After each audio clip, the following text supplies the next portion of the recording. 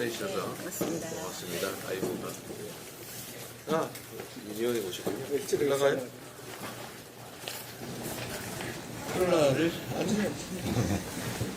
낮술은 아니고 콜라입니다. 일단 막걸리 잔인데요. 막걸리 잔인데 오늘은 한사람으로 하겠습니다. 예, 안녕하세요. 당신의 하루를 만드는 보이지 않는 영웅들 트리토크에 참석해 주셔서 감사합니다. 오늘은 5월 1일 노동절입니다. 모든 노동은 신선하고 가치 있습니다. 그러나 여전히 법과 제도에 사각지대에 있는 외롭게 서 있는 노동자들이 존재합니다. 오늘은 우리 하루를 만들어주시는 보이지 않는 영웅들과 고민과 걱정 그리고 사는 이야기를 나누는 시간을 가지고 있습니다. 먼저 오늘 참석해주신 분들 간단한 자기소개를 들어보겠습니다. 그러면 우리 후보님께서 이재명 후보님께서는요 소년공으로 일하셨던 그런 경험이 있으셔서 누구보다도 노동자들의 아픔과 어려움에 공감하실 텐데요. 이재명 후보님의 이야기로 오늘 이 자리를 본격적으로 시작해 보겠습니다. 네, 여러분 반갑습니다. 네, 오늘은 원래 저희가 이제 얘기를 많이 들어보기로 한 건데요. 여러분 좀 말씀을 한번 진지하게 들어보는 시간 갖도록 하겠습니다. 사실 제가 이제 노동법 전공을 했던 사람인데 요즘 노동자가 이게 노동자인지 사업자인지 구별이 잘 안 되죠. 노동자들에 대해서는 노동법이라고 하는 보호장치가 있기는 한데 그게 이제 엄격하게 하나의 장소에서 고용계약을 맺고 지위에 따라서 일을 하는 사람만 노동자라고 규정을 하니까 노동법에서 대개는 보호를 받지 못하고 다 이렇게 방치되는 경향이 있어요. 실제로 이제 사용자들이 노동자로 가면 각종 보호 조치를 자기가 책임져야 되니까 독립사업자로 일하는 용역계약, 도급계약 이런 식으로 많이 운영하는 것 같습니다. 그런 분들이 대부분이시죠. 실질적으로는 지휘 관계에 있는 것 같은데, 지배 관계에 있는데, 형식적으로는 독립된 것처럼, 그러니까 일체의 무슨 노동자로서의 보호를 못 받는 그런 문제가 있는 것 같아요.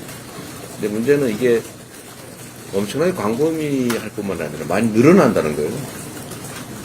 일부 국가들에서는 이런 경우는 실질적으로 노동자를 보호하자 뭐 이런 제도들도 도입하는데 우리가 좀 많이 늦은 것 같습니다. 또 현장의 얘기를 오늘 좀 많이 들어보고 여러분 어려움들이 어떤 건지 저희도 파악을 해보고 제도적으로 바꿀 게 있거나 뭐 보완할 게 있으면 저희도 한번 같이 노력해 보겠습니다. 근데 시간 내주셔서 너무 고맙습니다. 네. 감사합니다. 네, 우리 이재명 후보님 고맙습니다. 그러면 본격적으로 얘기하기 전에요. 목이 마르니까 짠 한번 하고 들어가겠습니다. 참고로 막걸리는 아닙니다. 탄산음료입니다. 그러면은 뭘로 할까요? 그 주최측이 준비도 안 해놨습니까? 보이지 않는 영웅들인데 영웅들 하면 화이팅으로 그래. 어떻습니까? 좋네요. 네. 우리 보이지 않는 영웅들인데요. 오늘은 잘 보이는 영웅으로 이렇게 하겠습니다. 영웅들! 네. 아이고 반갑습니다.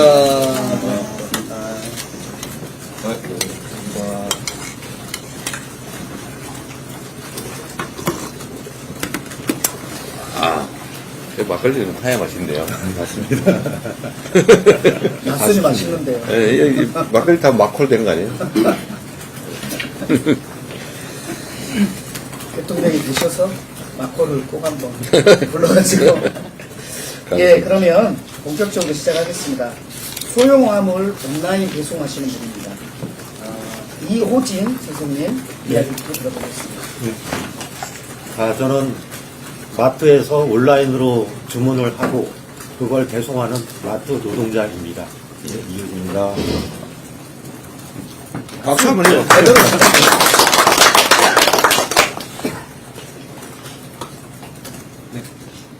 이렇게 벌써 끝나버렸어요. 네, 좀 더 이따가 더 얘기하겠습니다. 인사만 하겠습니다. 지금. 예, 그러면 그 다음에는 배달 라이더이십니다. 우리 조현우님. 예. 저는 이제 서덕권 서울 북부에서 일하고 있는 배달 라이더 조현우라고 합니다. 네, 반갑습니다. 네, 다음은 택배 노동자이십니다. 최낙현님. 저는 쿠팡 로켓 배송 그 택배 배송을 하고 있는 최낙현이고요. 배송지는 이제 압구정 현대 아파트를 맡고 있고 동남권 물류센터에서 물건을 싣고 이렇게 배송하는 업무를 맡고 있습니다. 네, 유명한 동남권 물류센터. 네, 맞습니다. 다음은 급식 노동자이신데요. 오늘 저희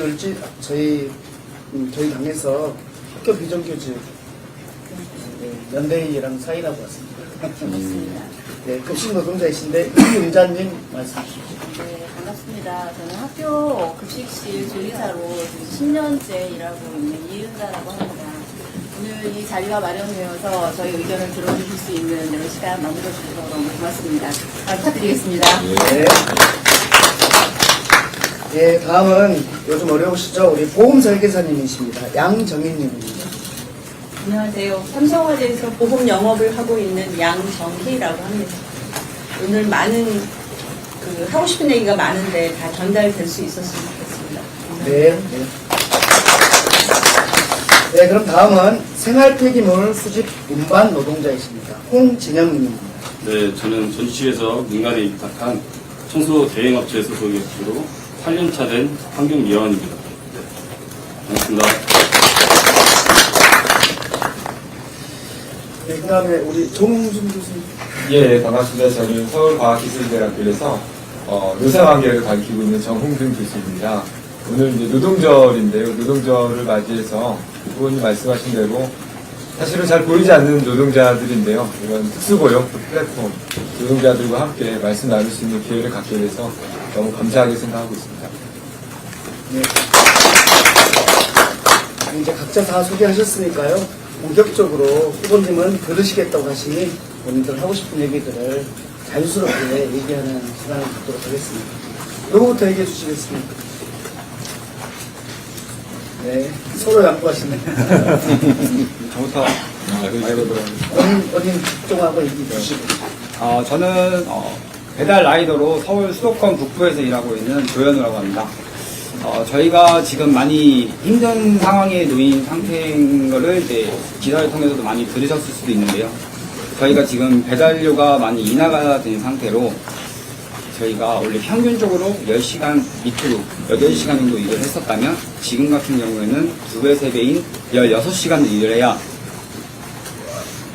예전에 벌었던 그 돈을 벌 수 있는 상황이 오는데 저는 8시간에 얼마 정도? 8시간에 평균적으로는 한 15에서 20만 원 사이에 그런데 저까지 그러니까 자기 운송수단에 대한 뭐 감가상각 이런 거 다 그런 거 다 빼고 순수익을 버는 것만 그냥 순수익이 그냥 하루 매출이 버는 매출액, 것만. 이 매출액이 매출액이 15에서 20만 원 뭐 정도 거기다 뭐 기름값 이런 거 다 안 빼고 안 뺀 상태로 상태지. 네. 안 이게 뺀 상태로 그렇게 버는데 이게 얼마로 냈다고? 이게 지금 16시간을 해야 이 정도가 나와요? 네. 근데 이 16시간을 해도 안 되는 상황도 많이 나오고 있는 상황이고요. 근데 거의 절반 가까이 내렸다는 거예요? 그러니까 절반은 아니라고 나와 있는데 실질적으로 막상 타보면 그만큼의 노동이 되게 나오고 있는 그래요? 상황이고요. 언제부터 그랬어요? 그게 올 4월 1일부로 금액이 낮춰진 상태예요.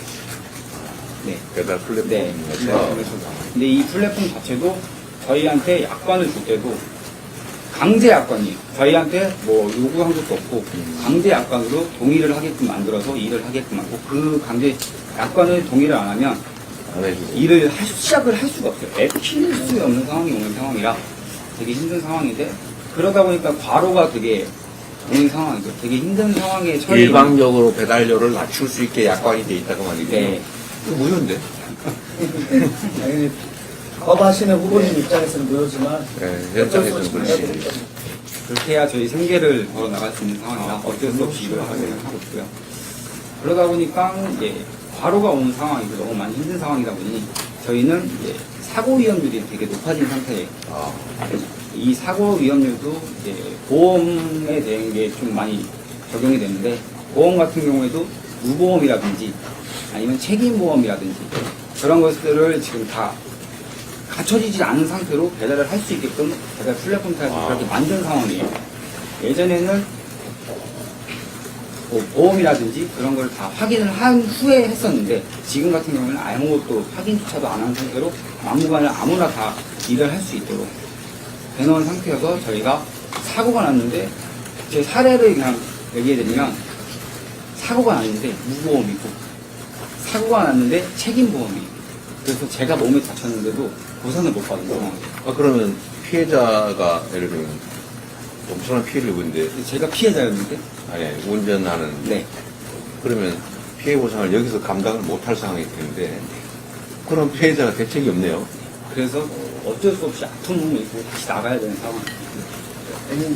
본인 피해. 본인도 그렇고, 제3자 피해는 더 심각. 상대방은 회사에 있었지 않나요? 회사에서 안 하겠죠. 그거에 책임이. 제3자가 지금 국민들이 위험에 내몰리고 있는 거예요. 그러다 보니까 저희는 계속 하는 거는 그냥 무조건 유상보험을 가지고 제가 내 몸을 지키고 시민들을 지키기 위해서 내 돈을 내고 보험을 가입을 하고 살려고는 하고 있는 상황인데, 무보험이 많다 보니까 제 자체도 너무, 제가 만약에 사고 나는데 상대방이 책임보험이나 무보험이면 제가 보상을 못 받고 아픈 몸을 이끌고 다시 일을 나가야 되는 상황이 지금 벌어지고 있는 상황입니다. 저는 그런 상황에 많이 힘든 상황에 처해 있습니다. 그냥 보도에만 봤는데, 현장에서는 아주 심각하네요. 참고로 보험회사들이요, 배달 라이더는 사고가 많으니까 보험을 설계를 하지 않습니다. 그러다 보니까 이 보험을 드는데 약간 어려움이 많이 있거든요. 네, 그 보험이 있긴 한데요. 1년에 한 700, 800 정도 네. 하는 보험료라서 보험료가 이런 자동차 보험하고 굉장히 차이가 많이 납니다. 그러니까 그런 보험료 배달 라이더라는 항목을 따로 해놓고, 좀 그걸 설계를 해야 되겠죠. 근데 보험회사들이 돈이 안 되다 보니까 사고는 너무 크게 나고요. 그러니까 보험 정책상 설계를 잘 안 하려고 해요. 그런 거. 국민 안전이 문제가 되겠네요. 본인도 그렇고. 오토바이다 보니까 상대방보다는 사실은 자기가 다치는 경우도 크게 다치는 경우도 많아요. 오토바이는 원래 보험을 잘 안 들어주죠. 원래. 원래 안 들어주고 배달 라이더는 지금 차량 얘기하신 거예요? 배달 라이더. 오토바이는 원래 안 해준다다가 배달 라이더는 더 안 해준다. 오토바이는 책임보험은 의무적으로 해야 되니까 받아주는데, 그 용도가 배달용이다, 유상운송이다 그러면 보험료를 할증을 많이 시켜서 보험료를 비싸게. 역시 보험 설계사님이라서 전문이시네. 그나마 잘 안 받아준다는 거 아니에요? 네. 가입을 안 하면 벌금이 나오는 그 기준만은 이제 받아주는데, 그조차도 보험료가 비싸니까 이제 부담이 많이 됩니다. 잠깐만. 책임보험은 어차피 하는 거고. 네, 어차피 알고. 하는데 그거조차도 보험료가 비싸요. 배달용인 경우에는. 일반 내가 집에서 그냥 왔다 갔다 하는 거는 보험료가 예를 들어 100이면 배달용이면 200, 300 이렇게 될 수 있다는 거예요. 책임보험도 엄청 비싸고 잘 안 받아준다. 네. 결국 두 가지 문제인 것 같습니다. 많이 일해도 돈을 적게 버는 것 하나하고, 지금 안전과 관련된 보험 문제, 배달 라이더들에게 이런 문제가 있습니다. 배달 라이더의 배달료를 이제 이렇게 거의 뭐 상당액을 일방적으로 깎았다는 얘기인데, 그 이익은 누가 취하는 겁니까? 플랫폼? 플랫폼이지 않을까. 근데 이제 그 이용자, 그러니까 뭐 식당이든 소비자, 거기도 증가가 되겠죠. 예, 의원입니다. 그러니까 소비자들이 그 플랫폼을 이용하게 만들기 위해서 무료 배달 이렇게 표현을 씁니다. 그때까지는 그래 하다가. 네. 지금도 있습니다. 무료 배달. 있습니다. 근데 그게 소비자에게 업주가 부담하고. 예. 업주가 부담하고, 그 다음에 배달 라이더들이 부담하고. 이렇게 됩니다. 그리고 플랫폼도 약간의 이익을 볼 때. 플랫폼 이익을 보지 않나? 배달료를 플랫폼이 일부 취하거나 그러진 않아? 그것보다는 이제 이 무료 배달이라고 말은 하지만, 이제 뭐 가게에서도 돈을 받아가고 그것도 그 소비자들한테도 돈을 받아가는 상황이 벌어진 상황이고, 근데 그거는 무슨 속임인지는 잘 모르겠는데 그냥 뭐 배달료 항목에는 없고 네. 그렇게 그런 상황이고. 알겠습니다. 그래서 예상했던 횡포가 벌어지거든요. 그래서 이게 일제로위원회에서는 이것 관련 사회적 대화를 지금 시작하려고 하고 있는 상황입니다. 얼마 전에 그거 한번 하지 않았어요? 네. 무슨 기술가하고 배달의 민족? 배달의 민족하고 코합인데요. 지금 사회적 대화에 최근에 이제 하겠다고 근데 하는 상황입니다. 일부 타결되지 않았어요? 근데 타결된 것은 이 배달료와 관계된 것은 아니에요. 수수료였군요. 알겠습니다. 아이고, 좀 네. 힘드네요. 우리 실은 요즘 굉장히 힘든 직종이 배달 라이더인데 힘내십시오. 누군가 되면 그 문제를 해결할 추정되는 배달 라이더 수는 얼마 정도예요? 추산을 해요? 수상이 한 53만? 그것밖에 안 될 리가 없는데. 53만, 58만을 저희가 지금 알고는 있는데, 이거보다도 뭐 부업으로 하시는 분이나 그건 맞죠. 네, 하다 보면 거의 한 100만, 거의 한 200만. 아무나 그냥 저녁 시간에 살 수 있는 거예요. 네네. 예, 뭐 어려운 일들이 많은데요. 또 다른 분 얘기도 좀 들어보겠습니다. 또 다른 어떤 분 하시겠습니까?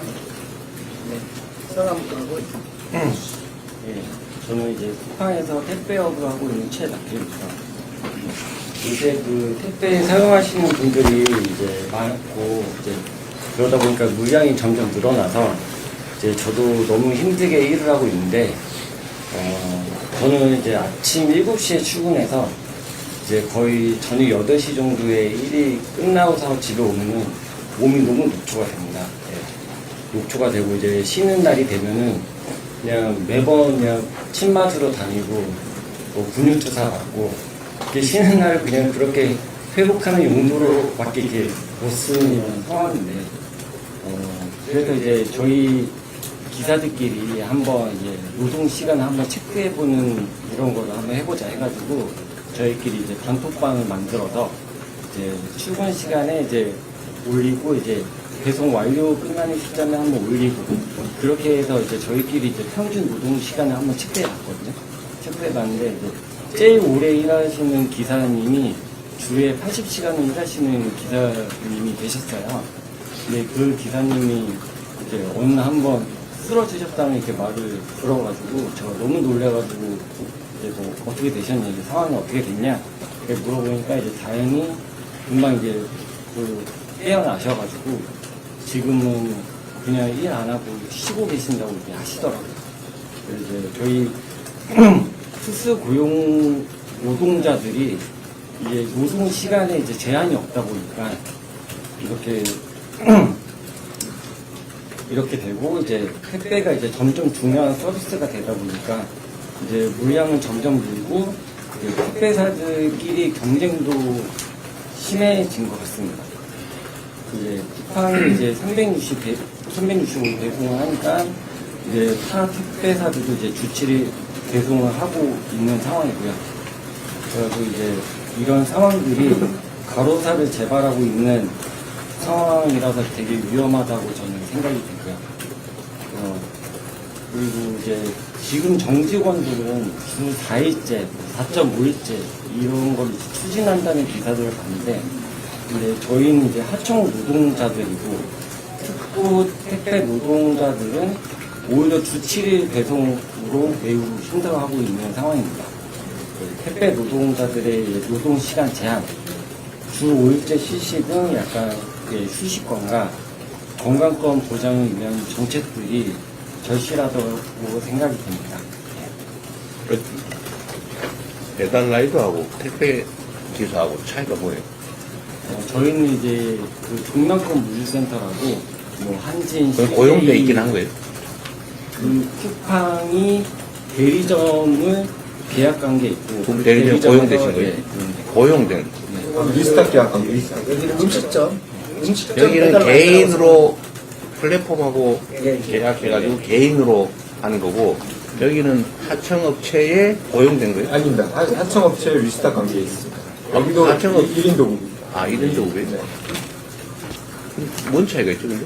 그러니까 사실 둘의 차이는 없는 겁니다. 그 플랫폼에서 음식 배달하거나 아니면은 이런 그 화물을 이용해서 투고를 하거나 하는 것도 차이가 없습니다. 네, 똑같은데 두 분이 오신 이유는 뭐예요? 뭐 차이가 있어서 그런 거 아닌가요? 하는 내용이 다른 거죠. 아, 내용이. 네. 여기는 지금 그 금액이 낮아지는 거하고 그다음에 교통사고, 보험 관련된 것이 핵심이고 그 지금 택배 노동자는 그게 핵심입니다.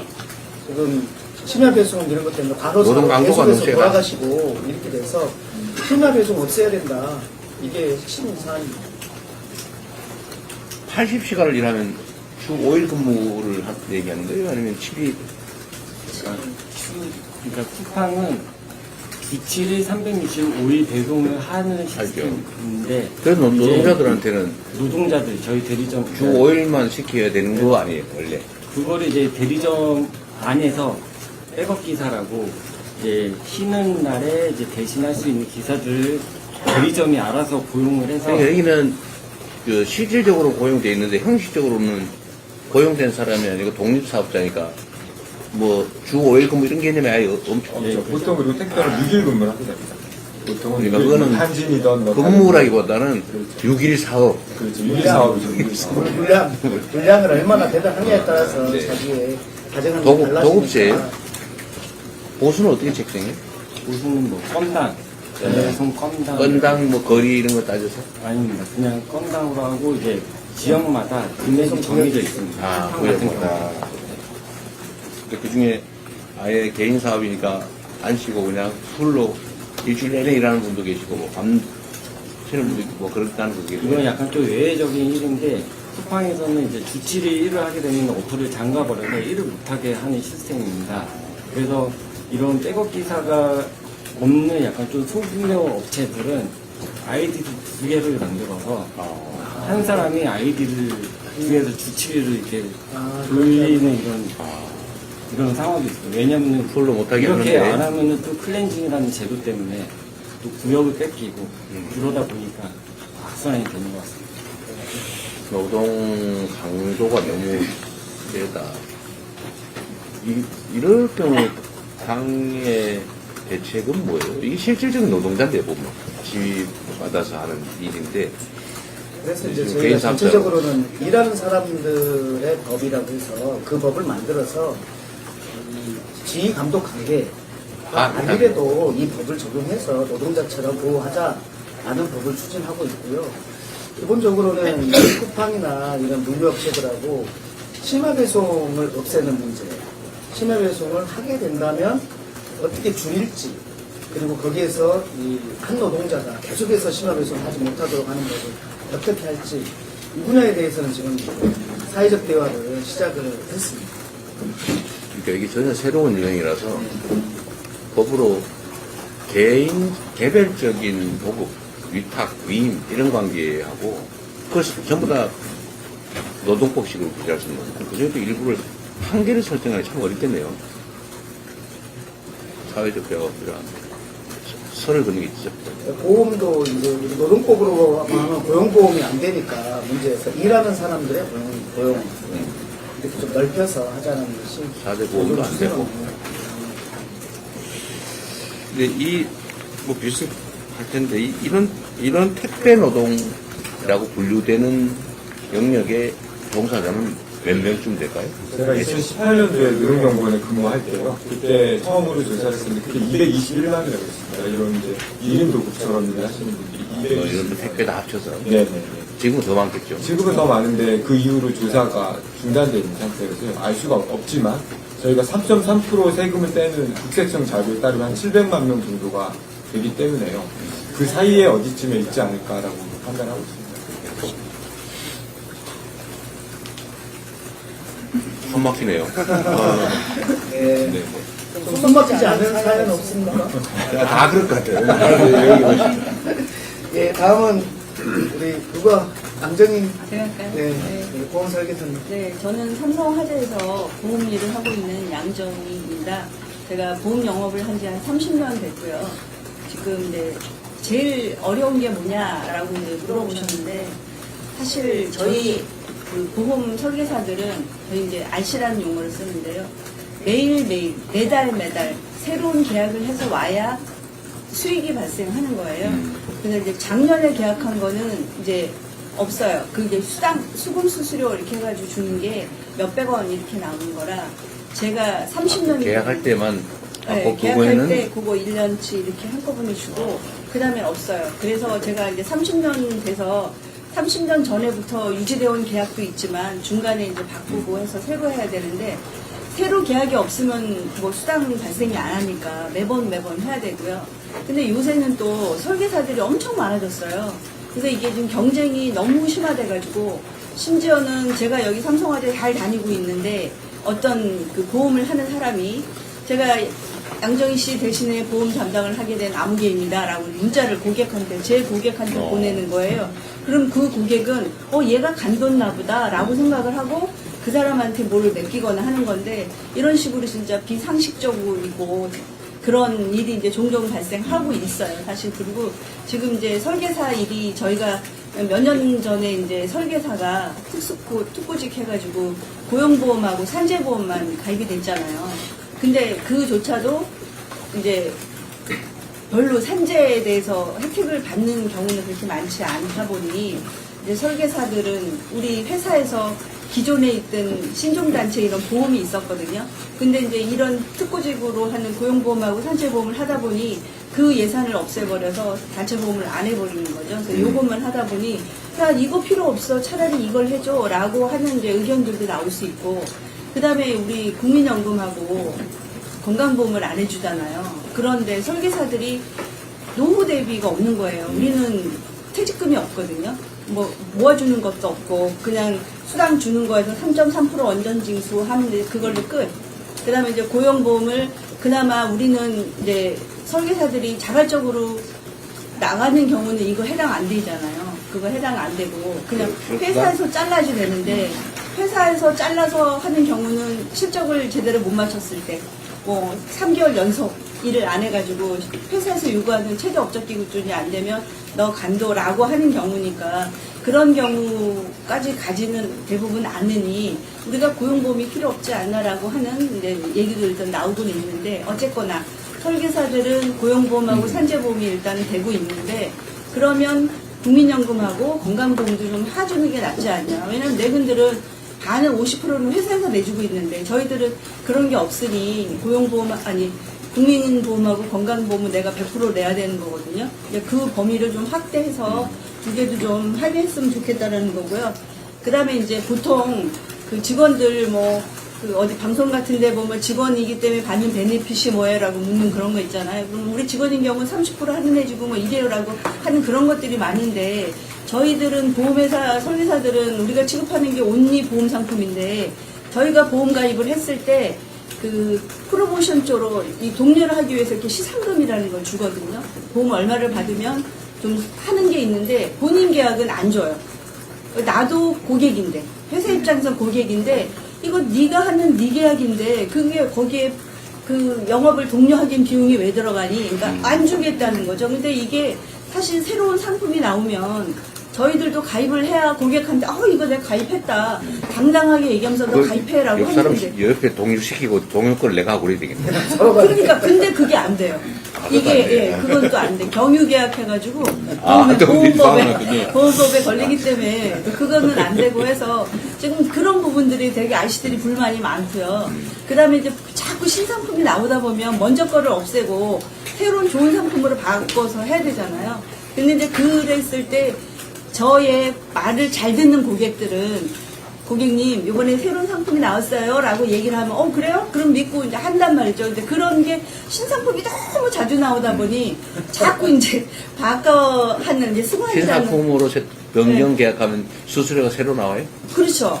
새 상품은 나오는데 문제는 뭐냐면 먼저 있는 계약들을 깨게 되면 회사는 계약을 하고 7년까지 유지가 되어야 회사의 그 똔똔이 되는데 이 방송용으로 말하면 유지가 되는데 그 이전에 해지를 하게 되면 회사는 손해라는 거죠. 그러니까 잘 유지가 되고 있는 계약을 깨고 새로운 걸 하니까 디메리트를 주는 거예요. 우리들한테 이거는 성적 뭐 수당을 안 주겠다 이런 식으로 하니까 그런 부분이 되게 지금 불만이 많이 쌓이고 있는 상황이에요. 그래서 지금 설계사들이 너무 많고 그런 부분 때문에 신계약은 해야 되고, 그 다음에 이제 제가 30년을 했는데 내가 과연 이 일을 언제까지 할 수 있을 것인가 하는 그런 부분들, 노후 소득에 대한 보장이 없어요. 그래서 이게 국민연금을 제가 이제 나중에 들어서, 그 다음에 그전 직장에서 다니던 거 조금 하고 해서 이제 그나마 조금 계산을 해봤더니 국민연금이 100만 원도 안 나오는 거예요. 한 70만 원 정도밖에 안 나오는 상황이라. 그래서 제가 지금 5년 뒤로 연기해 놓고 있기는 한데, 이 국민연금 같은 제도가 아저씨들한테도 좀 줘야, 그래야 이걸 간두고 했을 때 이제 뭔가를 할 수 있는데 대책이 없는 상황이라는 거죠. 퇴직금도 없고 연금도 없고, 그래서 나이들은 먹어가고, 그런 부분이 좀 걱정이 많이 됩니다.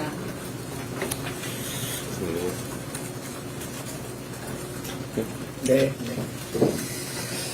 특히 이제 국민연금하고 건강보험이 좀 같이 됐으면 좋겠다라는 게 핵심 취지시고, 그 내용 중에 또 회사하고 관계에서 그런 문제 있고, 그래 표준계약서도 좀 많이 하는 거예요. 네, 표준계약서가 사실 저희는 이제 그나마 삼성화재는 이 RC들 설계사들 노동조합이 저기가 돼가지고, 저희가 작년에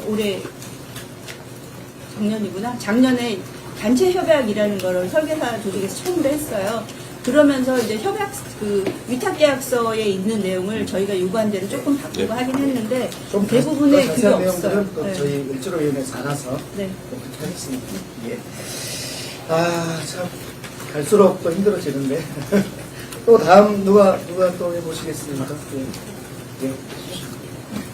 저는 학교 급식실에서 10년차 조리사로 일을 하고 있습니다. 대한민국의 대부분의 경단녀들이 그렇듯이 이제 출산과 결혼과 출산, 육아 이런 걸 통해서 경력에 단절이 되면 사실 직장을 구하는 것은 정말 너무 어렵습니다. 저도 뭐 식당도 해봤고 어린이집에서 조리사도 일을 해봤고, 그러다가 이제 찾은 곳이 이제 그나마 학교가 굉장히 처우가 좋다라는 이야기를 듣고 학교 급식실에 이제 들어가게 됐는데, 딱 첫 출근 한 날부터 멘붕이 와서 여기서 계속 내가 이걸 할 수 있을까? 라는 생각이 들었어요. 들어가면 그 안에 있는 집기에 대해서 전혀 아는 게 하나도 없습니다. 500인용 솥을 보면 뜨악하고, 그리고 집기 이름조차도 모르는데 조리 과정 쫓아다니다 보면 누구야 가서 무엇 좀 가져와, 바트 좀 가져와, 2분의 1 바트 가져와, 4분의 1 바트 가져와 이러거든요. 근데 그게 무슨 말인지를 알아들을 수가 없어요. 그런데 사람이 무단하다 보니 차근차근 알려줄 수가 없는 거예요. 그 일을 할 수 있게. 그러다 보니 첫날부터 이제 멘붕 온 상태로 그냥 쫓아다니는 거죠. 눈치가 있는 사람은 빠르게 일을 습득을 하고, 그렇지 않은 사람은 정말 오랜 기간이 걸리는 그런 시간들이었었습니다. 그러다 보면 이제 야단도 맞고, 이제 또 물과 불을 다루는 것이 굉장히 위험하기도 하잖아요. 그러다 보니까 굉장히 엄합니다. 다치면 안 되니까. 그러니까 그렇게 해도 뛰고 계속 뛰어다니다 보면은, 아마 자료들에서 많이 보셨을 텐데요. 미끄러지고 다치고 화상은 정말 그냥 일상적인 그런 일이 돼버렸습니다. 첫 출근해서 이제 일을 오전에 조리 작업을 마치고 밥 먹자 해서 밥을 먹으려고 했어요. 그랬더니 어디에 앉아 있는 게 아니에요. 그냥 조리실에서 작업대 위에서 식판에 밥을 받아서 그걸 그냥 첫 끼니로 제가 그렇게 먹었습니다.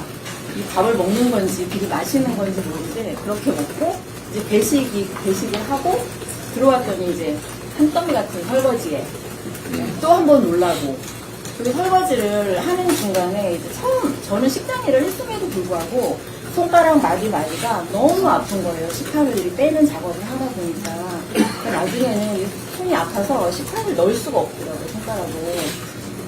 힘들다. 네, 굉장히 지금 그런 과정을 거쳐서 일을 하고 계시고요. 그러니까 가장 핵심적인 게 있습니다. 핵심적인 거는 사실 이제 급식실에 인력이 모자란 거죠. 인력이 모자라서 네. 노동이 고강도고, 네. 그다음에 임금이 저임금이고, 방학 중에는 비근무인데 비급여입니다. 아, 그래요? 예, 문제는 그런 법이 있어. 알바도 못합니다. 겸직 금지가 있어서요. 그러니까 외부에서 일을 하다가 다치면 학교 업무에 지장이 있다는 이유로 정식 고용된 관계인 건 맞는데. 네, 무기계약직입니다. 그런데 보수를 안 주는. 네, 없습니다. 아예 없어요? 네, 맞아요. 근무를 안 하기 때문에 이제 학생들이 나오질 않으니까 급식이 없는 거예요. 그러다 보니 이제 출근도 안 해? 네, 출근도 안 합니다. 그래도 기본급은 줘야 될 텐데 네, 해야지. 그리고 나서 이게 없습니다. 저도 공모스러웠는데요.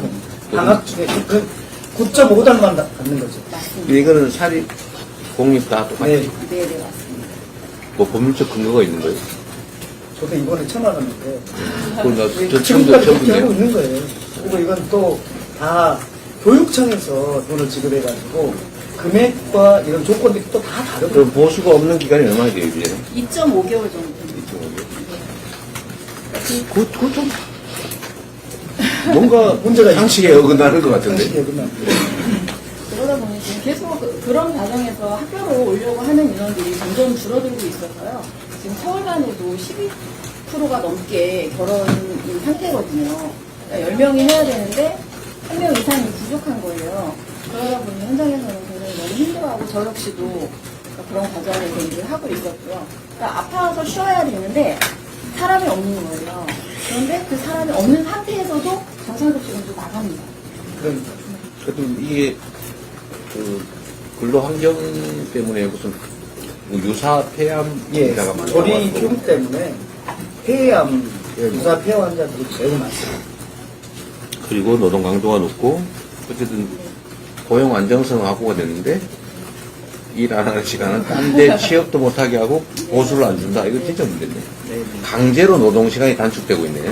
폐암에 걸려서 고생하시는 분도 이제 이야기를 들으면 정말 울분을 토하세요. 나는 학교 급식 노동자들 많이 만났는데 이 얘기 처음 들어요. 언제부터 그랬어요? 이게 지금 벌써 저는 이제 10년 차 조리사인데 지금 아마 후보님께서 23년도에 그 수색초 다녀오셨잖아요. 그때도 이제 이 폐암 문제가 이제 그랬어서 이제 그랬기 때문에 그 이후로도 사실은 크게 당 대표하면서도 몇 번 봤었어요? 저희가 이제 가까이에서 접하던 수색초여서 이제 그때 굉장히 기대를 많이 하셨었어요. 저희 이제 조리사자들이 이제 대표님께서 그때 이제 대표님이셨으니까 조정님께서 다녀가셨으니 그때 이렇게 막걸리 잔을 비리면 셌어야 돼. 그러네요. 네, 아쉽습니다. 그때는 주로 이제 폐암 얘기, 노동 환경에 관한 얘기. 네. 그래서 이렇게 요구합니다. 그 좀 교육청마다 지방 교육청마다 막 다 다른 것을 국가 전체에서 종합적인 좀 대책을 세워달라 이 부분하고 방중 비근무 비급여 이것도 달라. 취업 제한을 하는 건 진짜 문제네. 이건 뭐 그러면서도 알바를 못하겠네. 재정 문제 때문에 뭐 노동 안 하는 시간을 아예 그건 각오하고 고용됐을 테니까 그건 뭐 예정된 거니까 부당하다고 하긴 좀 어려운데 근데 그 시간에 다른 데 취업을 못하게 하는 건 진짜 문제네요. 근데 아마도 그런 방학이라고 해서 급여가 지급되지 않는 직종은 대한민국에 아마 이거 유일한 것 같아요. 네, 좀 학교 웃기는 것 같아요. 고정규직 노동자들밖에 없는 것 같습니다. 근데 그 딴 취업을 못하게 하는 거 그거 빨리 법 개정을 해서라도 바꾸시지. 뭐 바로 좀 하시죠. 네, 고맙습니다. 그건 진짜 뭐 비상기적이거든. 네. 시급한 문제라고 생각합니다. 네. 네, 우리 급식 노동자들의 염원 중에 하나가 바로 후보님께서 바로 하라고 네. 이렇게 말씀 주신 것 같습니다. 고맙습니다. 예, 그 다음은 누가 또 하실까요? 예. 정부 조치로 가능하면 정부 조치로 바로 가는 건가? 맞습니다. 근데 뭐 근거가 뭔지 잘 모르겠네요. 한번 나중에 따라 한번 얘기하시죠. 네, 뭐, 네, 알겠습니다. 네. 좀 전에 이제 쿠팡 노동자분이 한 이호재 선생님. 네. 소용하고 네. 그분하고 위스탁 관계처럼 그런 비슷한 업무를 하고 있고요. 저는 홈플러스 시화점에서 온라인 배송을 하고 있습니다. 근데 제가 말씀드리고 싶은 거는 노동자인데 근로자인데 종속관계인데 그냥 사장님 기사님이라는 그런 그 사용자의 그 강압적인 입장으로 일을 하는 게 좀 부당하다고 생각하는데 예를 든다면 저희는 이제 회사에서 주는 어플을 이용을 해서 회사의 로고를 달고 그 다음에 회사의 유니폼을 입고 일정한 급여를 받고 기본급이 저희는 이제 300 뭐 점포별로 틀린데 350, 370 그 사이가 됩니다. 그리고 이제 그 이외의 수당은 건당 얼마 또 우바가 되면 그렇게 급여가 형성이 되는데 저는 상식적으로 4년 일했는데 처음 들어갔을 때 이거는 그냥 급여 생활자인데 노동법에 나와 있는 근로자에 대한 종속성이 다 충분한데 그냥 사장님이라고 그래요. 사실은 노동자인데. 그렇죠. 네. 이런 비상식적인 게 좀 문제가 있지 않겠냐. 그리고 두 번째, 여기에서 이제 최저 시급을 저희는 한 홈플러스를 12시간에서 14시간을 일을 하는데, 최저 시급, 저희가 이제 평균 시급이, 아니, 평균 급여가 400한, 평균 보수지, 정확하게 네, 하면. 맞습니다. 평균 보수가 420에서 450 사이가 되거든요. 근데 거기서 저희가 차를 저희 개인 비용으로 사기 때문에, 운영을 하기 때문에, 감가라는 게 80에서 100만 원이 빠집니다. 순수하게 그냥 차에 그 대한 거. 연료비나 뭐 이런 그렇죠. 유지 보수비. 그 다음에 지입료. 네, 그런 게 이제 빠지게 되면, 과연 저희가 4인 가족으로 300 초반대의 금액으로 저희가 생활을 했습니다. 그러다 보니 저희가 투잡이나 쓰리잡을 하게 됩니다. 실질적인 비용, 그러니까 기회 비용을 뺀 그렇죠. 실질적 소득은 300이 안 된다. 그렇죠. 네, 300 초반대. 300 한 10만 원, 20만 원. 노동 시간 12시간에서 14시간. 하루에? 네. 일단은 홈플러스만 그렇고, 일주일에 며칠하고? 6일 근무. 일주일에 60, 70시간씩 그 정도입니다. 한 달에 그 정도? 그리고 그게 생활이 안 되다 보니까 문제는 투잡, 쓰리잡을 하게 돼요. 그래서 그걸 하게 되면 보통 하루에 그건 최저임금이 안 되겠는데? 그렇죠. 네. 초과 근로수당 계산하고 뭐, 해도 안 휴일 근무수당 그런 건 계산하면 없습니다. 최저임금 아니, 당연히 없죠. 네. 그거를 지금 최저임금에 한참 못 미치는 것 같은데. 그렇습니다. 최저임금 안 주려고 사장님이라고. 네, 뭐. 최저임금이 한참 모자라는 것 네, 같아요. 한참 모자라는 시간을 거예요. 때우고 있는 것 같아요. 그래서 저희가 새벽에 또 다른 일을 하게 되고 4시나 3시에 일어나서 일을 하게 되고 아니면 홈플러스 업무가 끝나고 저녁 12시부터 쪽잠을 자고 나가서 12시부터 밤새 하는 일이 또 있어요. 뭐 킴플러스라든지 지금 망해가고 있지만 급여를 안 주고 있거든요. 그런 업체도 있고.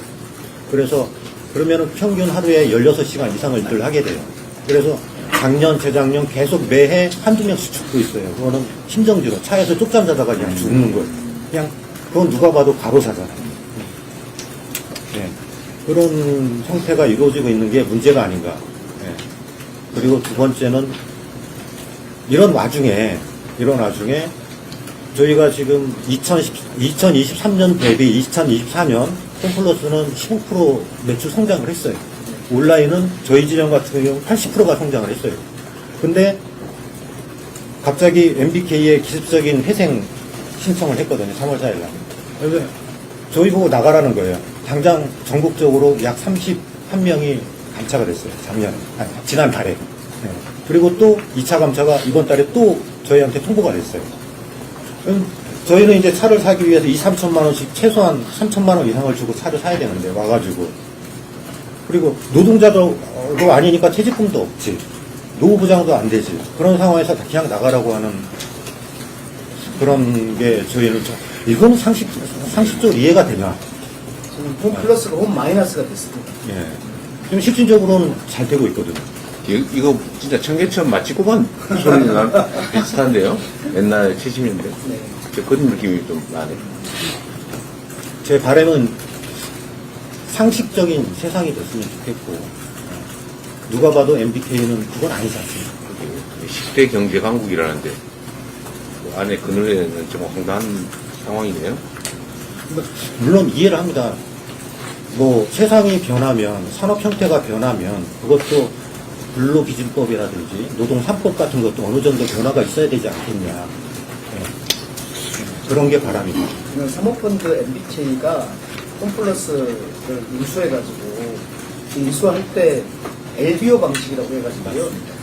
자산, 그 홈플러스의 자산을 이용해서 빚을 얻는 방식으로 그 돈으로 인수 비용을 채운 겁니다. 그러니까 그 빚을 갚기 위해서 자산들을 팔고 그래서 매출은 오르고 있는데 계속 그 낮아집니다.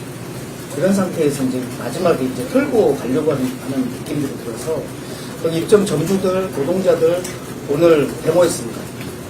이비용인데서 하고 있었고 여기 또 온라인 배송하시는 분들도 자기 차량을 가지고 하시는 분들도 참 눈물 납니다. 눈물 안 나게 해야죠.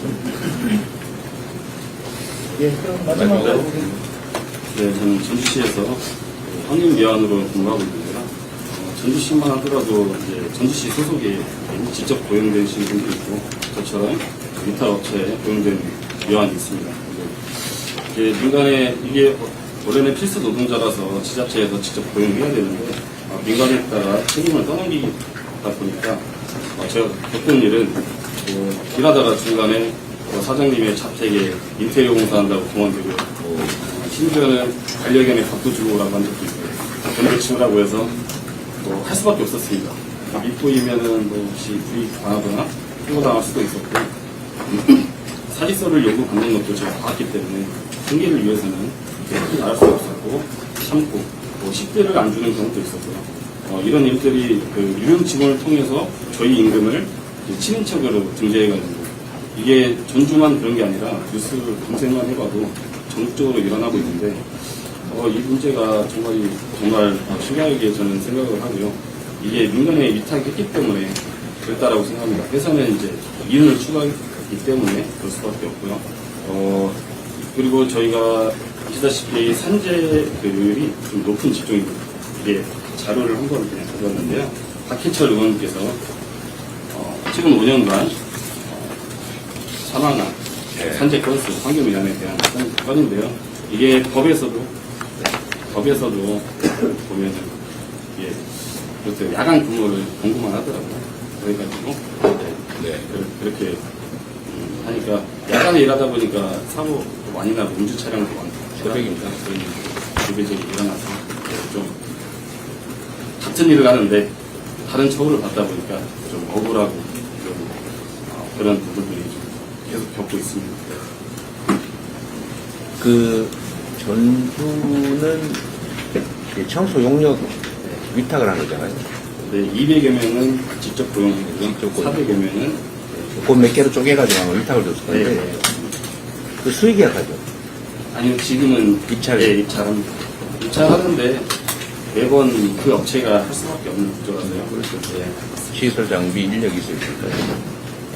근데 그런 건 안 해봤어요. 내가 성남에서는 아니 그냥 맨날 똑같은 데 청소하는 건데 그걸 말꼭 업체에다 줘가지고 중간에서 띄워먹게 하냐. 그 청소 노동자들이 직접 수주해가지고 하면 좋잖아요. 청소 노동자들이 수주해서 성남엔 그거 하다 내가 무슨 나눔 환경 한번 갔었습니다. 조합 만들어서 하는 거죠. 네. 지금도 하고 있잖아.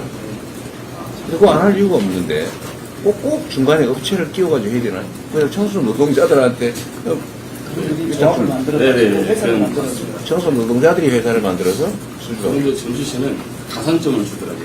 기존에 이 업무를, 이 사업을 해봤다라고 하면 가산점을 주기 때문에 누가 들어올 수가 없습니다. 그러니까 전국적으로 풀어서 공개적으로 이렇게 어떤 업체들, 청렴한 업체가 들어오면 좋은데 전주시에서 한 업체한테만 가산점. 이런 건 다 사회적 기업으로 딱 전환해야지. 사회적 급이 딱 좋은 그러니까. 그 중간에 왜 띄워먹냐고. 연장하셨죠? 8년 차. 8년 하셨으면 충분히 회사를 돌려주실 거기 잘할 그 수 있을 것 회사 같은데. 그러니까 시에서 위탁할 때 네. 책정된 노동자 임금액이 있잖아요. 네, 그 액수는 전액을 줍니까? 전액을 다 안 주고 시에서는 알아보니까 시에서는 총액만 쓰면 괜찮다라고 하니까요. 현장의 노동자들한테는 조금씩 주고 조금 남은 거는 떼고. 이제 자기 친인척들 이랬었다라고 하면서 유령 직원들 저희는 본 적이 없는데 그렇게 해서 임금을 주는 거예요. 그래서 결국엔 저희한테 1인당 와야 되는 금액이 정확히 갔는지 보는 게 아니라 아니 전체 그게 원래 총액 청소 용역 계약을 할 때 청소 용역 금액을 정할 때 네. 단가가 다 정해져 있잖아요. 네. 설계가 돼 있다고. 네. 뭐 얼마 주는 사람 몇 명, 네, 그래서 총 예상 금액 얼마, 네. 그거 입찰하는 거 아니에요. 네. 근데 그 정해진 금액을 다 주냐고 말이에요. 안 준다는 거 아니에요. 네, 안 줍니다. 근데 이런 것도 부조리예요. 그럼 뭘로 이런 식으로 해요. 중간에 한 계단을 거치면서 누군가가 그냥 중간에서 이익을 취하고 있죠. 마지막으로 한 말씀만 드리면 이제 저희 민간위탁에서 했던 환경위원들의 임금을 정하는 환경부 고시가 있는데 생각해보면 수지분당 원가산점 규정이 있는데 이번에 고시 개정을 하면서 저희 임금을 또 이렇게 낮추려고 하는 그 시도를 낮추려고 해요? 합니다. 근데 사실은 현재는 그 고시를 안 지켜지는 것도 많아서 못 받는 분들이 많거든요. 근데 기존에 있는 고시라도 적용받게끔 좀 돼야 되는데 오히려 그것마저도 안 지켜지지만 그런 것들 또 하락시키려고 하는 시도가 들어가지고 굉장히 다들 불안해하고 있는 상황입니다. 그래도 전주는 약간 그리 나쁜 것 같지는 않은데 많이 안 깎았나 봐. 설계 금액에서 많이 깎이지 않은 것 같아요. 많이 좋아진 겁니다. 그러니까. 현장에서 그런 것 같아요. 네. 그러니까. 근데 저게 1인당 몇십만 원씩을 깎아가지고 지금 청소 용역에서 권리금이 몇십억씩 하죠. 네, 이윤이 많이 있습니다. 좀 이상한. 거기는 이건 실제로는 공공용역 분야는 노무 중심의 공공용역은 사실 사회적 기회를 다 맞고요. 직고용을 못할 때가 그 제가 오랜만에 그 얘기 들었어요. 공모지가고 하는 데가 있는데 그건 뭐 경쟁체제를 유지할 수는 있을 것 같습니다. 이렇게 얘기 좀 해보셨는데요. 네. 후보님도 더 어려운 상황에서 또 일해보시지 않았습니까? 소년봉으로 일해보셨는데. 아니 뭐 세상 사람들 다 아는 일이니까요. 근데 저도 이제 나름은 현장의 감각을 잃지 않으려고 노력을 합니다만 오늘 말씀을 듣고 보니까 생각보다 심각하네요.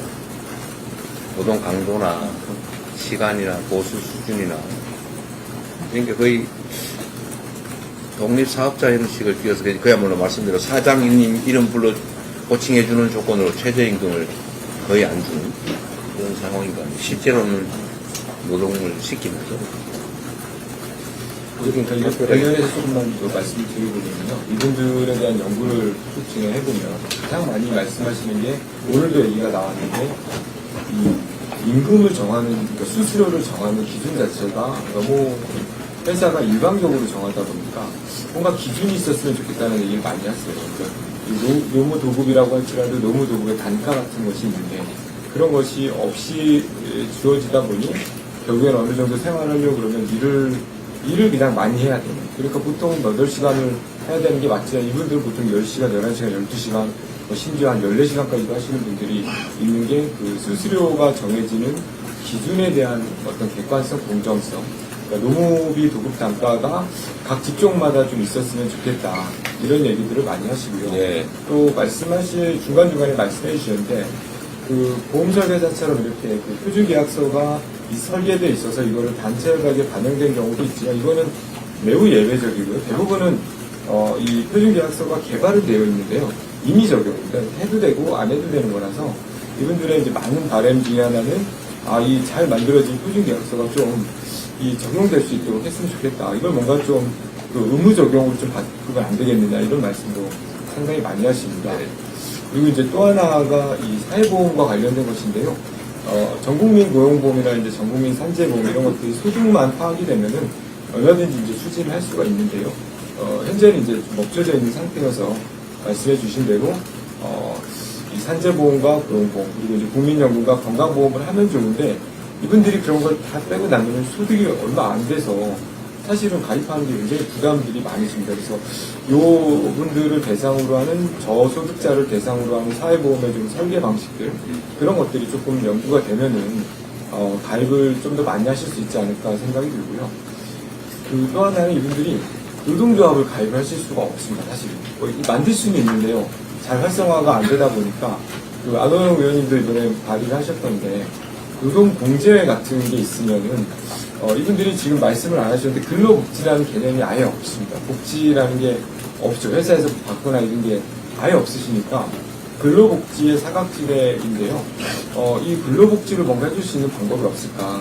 그것 중에 하나가 이제 노동공제회를 만들어서 하면 좋은데 노동공제가 법적인 근거가 없습니다. 만들 수 있는. 그러니까 노란우산이라든지 무슨 건설공제 이런 거는 각 개별 법에 들어가 있는 거라서 이 노동공제를 좀 만들면은 이분들이 자발적으로 이렇게 모여서 근로복지를 좀 할 수 있는 그리고 그 초기의 어떤 지원들을 정부가 조금 할 수 있는 이런 씨앗을 좀 제공해주면 좋지 않을까 생각들을 많이 하셨습니다. 어쨌든 뭐 정리 삼아서 제 의견도 하나 말씀을 드리면 사실 어젯밤에 우리가 오늘 노동절이라 노동 관련 공약 발표하고 문안을 정리를 하면서 최소 보수제를 공약에다 써놨길래 제가 그걸 빼라고 그랬습니다. 아직까지 충분히 논의되지 않은 것 같고 개념도 미정인 상태 같고 그걸 공약으로 추진하기는 약간 아직 좀 이르다는 생각이 들었는데, 하여튼 그 소위 어떤 형태의 일을 하든 간에 최저임금이 있는 것처럼 최소의 일정한 보수를 보장해주자. 또는 뭐 사회보험 설계할 때 최소 이 정도 소득을 얻는 걸로 보고 설계를 하자. 뭐 장애 보상을 하든지 할 때 그런 얘기 있었는데 아직은 좀 미룬 것 같아서 제가 보류를 시켰습니다만 그런 논의가 좀 필요할 것 같기는 해요.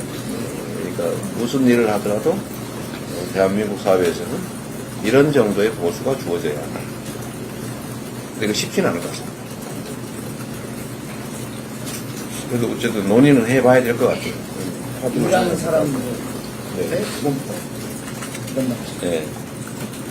아까 약관 얘기도 많이 하던데 지금 보니까 개별 사업자하고 개별 계약을 하는 게 아니고 실제로는 약관 형태로 정형화된 약관으로 다 사인하는 것 같아요. 그 약관 규제법에서 명백하게 무효인데. 그 약관 규제법 만든 지 진짜 오래됐잖아요. 네, 오래됐어요. 제가 변호사 할 때부터 있었는데. 일반 이제 분리 근데 이 약관 규제법에 위반되는 약관에 대한 규제 심사 기관이 있긴 있어요. 공정거래위원회였습니다. 아예 그냥. 네.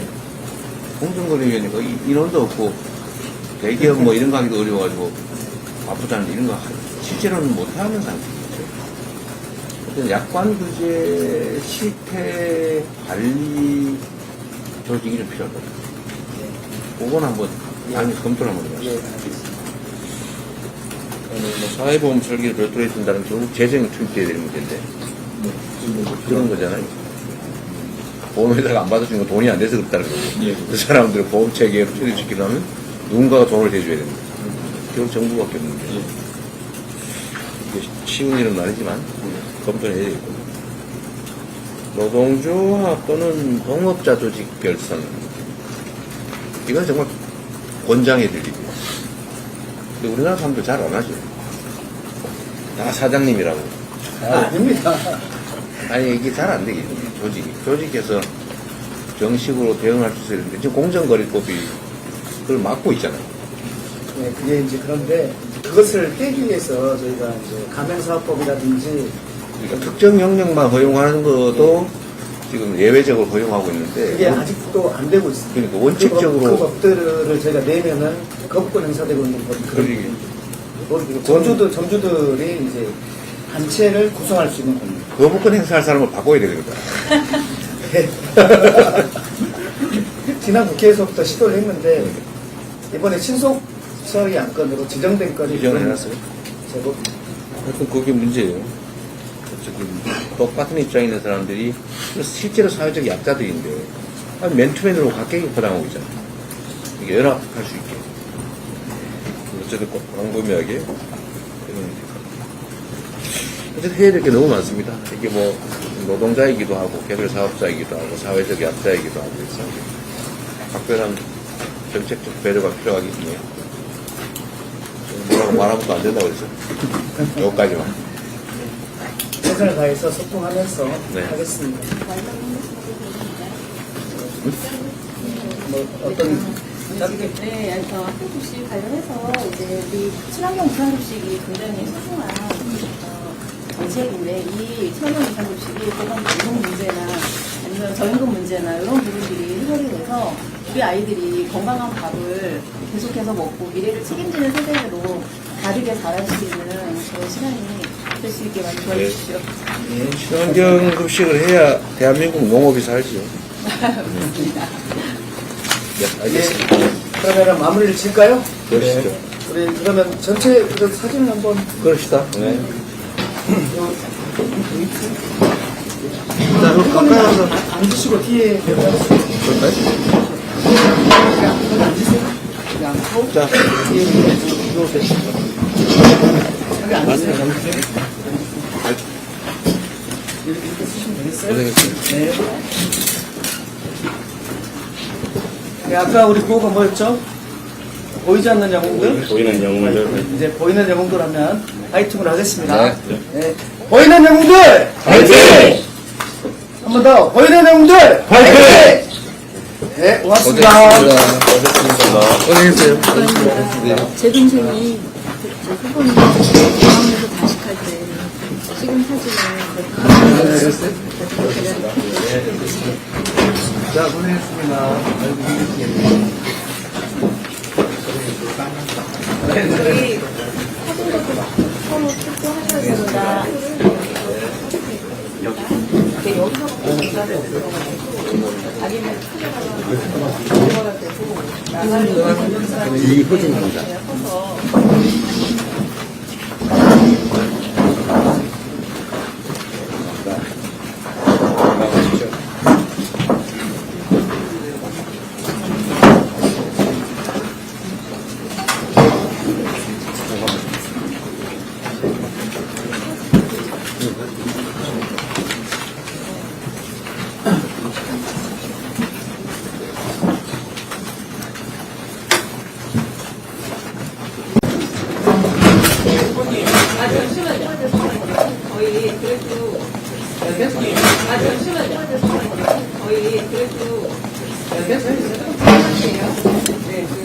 매트도 말씀해 주시고 성함 말씀해 주시고 질문 두세 개 정도가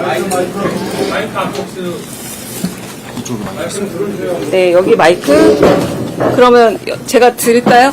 아니면은 네, 이렇게 들겠습니다. 그냥 네, 먼저 네.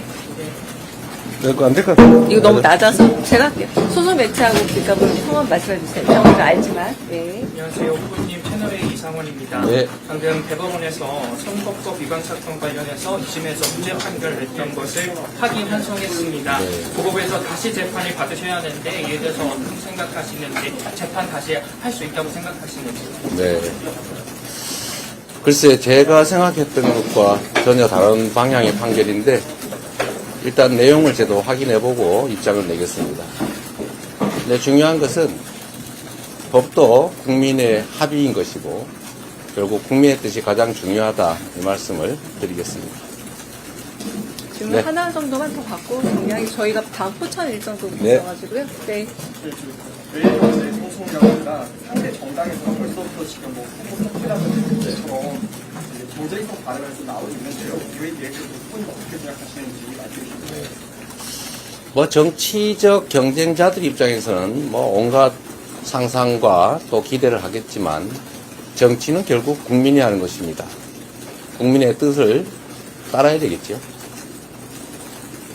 네, 저희 네, 요 정도 마치고 저희 다음 일정도 계속 될 거잖아요. 네, 다음 일정에 뵙겠습니다.